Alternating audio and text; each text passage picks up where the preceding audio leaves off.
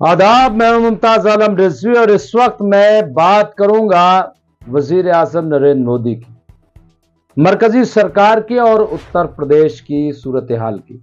जहां उत्तर प्रदेश में सियासत इस वक्त बहुत ज्यादा गर्म है, हालांकि उसे हिंदू मुस्लिम के बीच में दबा दिया जा रहा है। लेकिन खबर यह है कि जो भाजपा की केंद्र सरकार है और जो उत्तर प्रदेश की सरकार है उसमें अनबंसी हो गई है और हालात जो है वो बड़े खराब होते जा रहे हैं। 30 मार्च को नरेंद्र मोदी पहली बार आरएसएस के हेडक्वार्टर नागपुर जा रहे हैं। नागपुर क्यों जा रहे हैं और ये प्रधानमंत्री बनने के बाद से ये पहली बार क्यों जा रहे हैं, ऐसा कौन सा काम, क्या वजह है? ये बात कही जा रही कि दरअसल बीजेपी के नए प्रेसिडेंट का इंतखाब होना है, ये इसके लिए जा रहे हैं। लेकिन ये खबर भी आ रही कि दरअसल उत्तर प्रदेश पर कुछ फैसला लेना है। तो क्या ये माना जाए कि उत्तर प्रदेश के वजीर आला योगी आदित्यनाथ पर कोई गाज गिरने वाली है? असल में बात सिर्फ इतनी नहीं है कि वजीर आजम नरेंद्र मोदी 30 मार्च को नागपुर हेडक्वार्टर जा रहे हैं, बात इतनी नहीं है। दरअसल बात यह है कि उत्तर प्रदेश में पिछले कुछ दिनों में जो तस्वीरें उभर कर सामने आई हैं उससे लग रहा है कि उत्तर प्रदेश में कोई बड़ा फैसला होने वाला है। पहली बात यह कि आपने देखा होगा कि जो उत्तर प्रदेश के नायब वजीर आला यानी उप मुख्यमंत्री केशव प्रसाद मौर्य, उनकी मौजूदगी में बीजेपी के एक विधायक ने साफ साफ कहा कि मैं खुलकर एक बात कहना चाहता हूं कि अब योगी आदित्यनाथ जी को दिल्ली जाना चाहिए और उत्तर प्रदेश की कमान केशव प्रसाद मौर्य को सौंप देनी चाहिए, यानी केशव प्रसाद मौर्य को मुख्यमंत्री बना देना चाहिए। और आ जाइए, इसके बाद नंद किशोर गुर्जर जो बीजेपी के गाजियाबाद से विधायक हैं, उन्होंने भी पूरा के पूरा मोर्चा खोल रखा है, कई तरह के इल्जामात लगा रहे हैं। उन्होंने कहा कि अब भी अपने बयान से वो पीछे नहीं हटे। उन्होंने कहा कि उत्तर प्रदेश में हर रोज 50,000 गाय कटती हैं। गाजियाबाद का भी उन्होंने डेटा पेश किया और कहा ये जो सरकार है ये इसे बंद नहीं कर रहा है। चीफ सेक्रेटरी पर बहुत बड़ा इल्जाम लगाया है। उन्होंने कहा कि चीफ सेक्रेटरी को तो अब तक जेल भेज देना चाहिए, लेकिन ऐसा नहीं हो रहा है। तो ये तमाम जो है इल्जामात, और यही नहीं बल्कि उनका दावा यह है कि तमाम विधायक नाराज। अंदर की खबर यह आ रही है कि तकरीबन 250-55 जो एमएलए हैं बीजेपी के, उनमें से 200 से ज्यादा यानी 200 समथिंग योगी आदित्यनाथ की कार्यशैली से, उनकी हुकूमत का जो तर्ज अमल है उससे नाराज है। वो अब चाहते हैं कि कोई नया मुख्यमंत्री बने। तो अगर ऐसी बात है कि 200 से ज्यादा विधायक नाराज हैं तो ये अपने आप में बहुत बड़ी खबर है।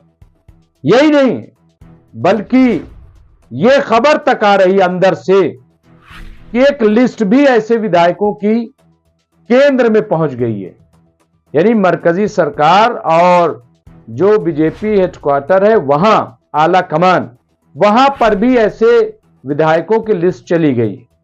इसमें कितनी सच्चाई है, जाहिर है कि ये अभी सूत्रों के हवाले से ही खबरें चल रही हैं।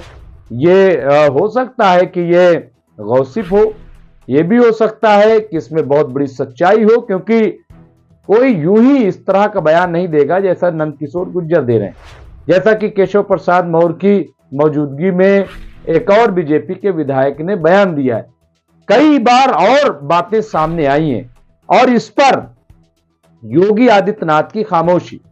अभी जब नंद किशोर गुर्जर को कारण बताओ नोटिस जारी किया गया तो उन्होंने एक यूट्यूब चैनल पर इंटरव्यू देते हुए कहा कि हमसे जवाब मांगा जा रहा है। हमसे क्यों जवाब मांगा जा रहा है? अगर जवाब मांगना है तो चीफ सेक्रेटरी से मांगा जाए, जवाब मांगना है तो अधिकारियों से मांगा जाए। उन्होंने कहा कि हमारा प्रोटोकॉल चीफ सेक्रेटरी से, हमारा मुराद कि एक विधायक का प्रोटोकॉल जो है वो चीफ सेक्रेटरी से ऊपर होता है और हमें किसी प्रोग्राम करने के लिए इजाजत की जरूरत नहीं होती, बल्कि अगर हमने कहा कि ये प्रोग्राम होना है तो ये एडमिनिस्ट्रेशन की जिम्मेदारी है कि वो चीजों को ठीक करे, वहां पे मामलात को दुरुस्त करे, इंतजामात को बेहतर करे, ये उसकी ड्यूटी है। ये तमाम बातें जो सामने आ रही हैं ये वाकई चौंकाने वाली हैं। और इसके अलावा अभी आपने देखा होगा कि योगी आदित्यनाथ जी ने पिछले 8 साल में पहली बार, कई चीजें पहली बार हो गई, पिछले 8 साल में पहली बार योगी आदित्यनाथ ने एएनआई पर एक पॉडकास्ट किया है, उन्होंने एक बड़ा इंटरव्यू दिया है और ये जो इंटरव्यू दिया है ये 80-20 की राजनीति वाला इंटरव्यू, यानी टोटल जो है हिंदुत्व कार्ड जिसको हम कह सकते हैं, उस पर उन्होंने कहा कि अगर हिंदू सेफ है तो मुस्लिम भी सेफ, इसमें कोई बुराई नहीं है। इसके अलावा उन्होंने कहा कि सबसे ज्यादा सेफ मुसलमान अगर कहीं है तो उत्तर प्रदेश में, और उन्होंने कहा कि अगर आप मुसलमान भाई, यानी मुसलमान अगर कलरफुल कपड़े पहनते हैं सबसे ज्यादा, तो फिर अगर वो कलर कोई लगा देता है तो चीखते क्यों हैं, चिल्लाते क्यों हैं। इस तरह के न जाने कितने उन्होंने बयान दे डाले अपने इस इंटरव्यू में, लेकिन उन्होंने नंदकिशोर गुर्जर पर कोई बात नहीं कही कि जो नंदकिशोर गुर्जर ने इल्जाम लगाया है वो क्यों लगाया है।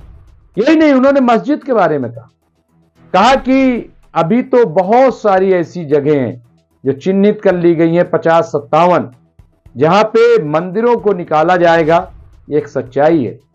सवाल किया गया कि आप कितना खो देंगे, कहा जितनी जरूरत होगी उतना हम खो देंगे, उतना हम निकालेंगे। ये असल में ये इंटरव्यू दिया क्यों, ये कौन सी घबराहट है, कौन सी बेचैनी है, क्या योगी आदित्यनाथ जी की वाकई सीट खतरे में है, क्या अब उन्हें हटाने की तैयारी चल रही है।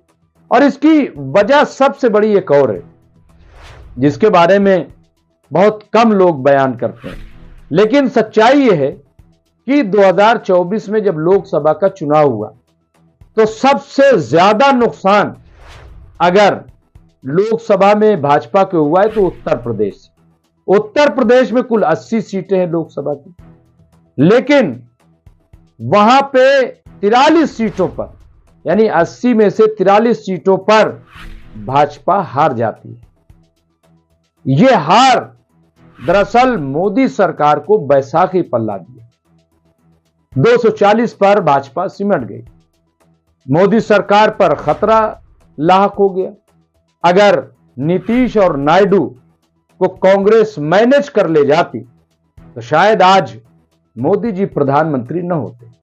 अभी जब वक्फ अमेंडमेंट बिल का मामला चल रहा है तो मजबूरी के तहत मोदी सरकार को ये वक्फ अमेंडमेंट बिल 2024 को जेपीसी में भेजना पड़ा।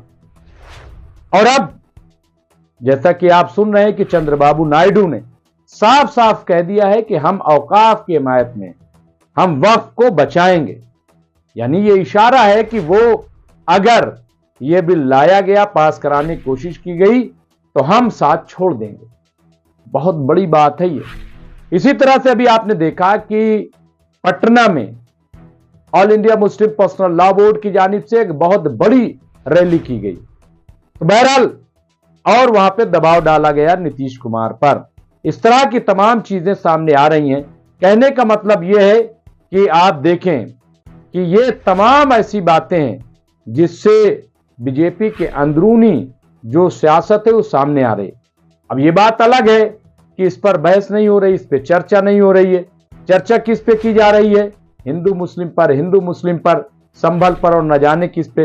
लेकिन असली खबर यह है कि इस वक्त बीजेपी में बहुत कुछ चल रहा है और सबकी नजरें टिकी हुई हैं कि जब 30 मार्च को नरेंद्र मोदी नागपुर जाएंगे तो उस मीटिंग से क्या निकलता है। हम आपको अपडेट करते रहेंगे। देखते रहे एमएनसी न्यूज़ इंडिया। शुक्रिया।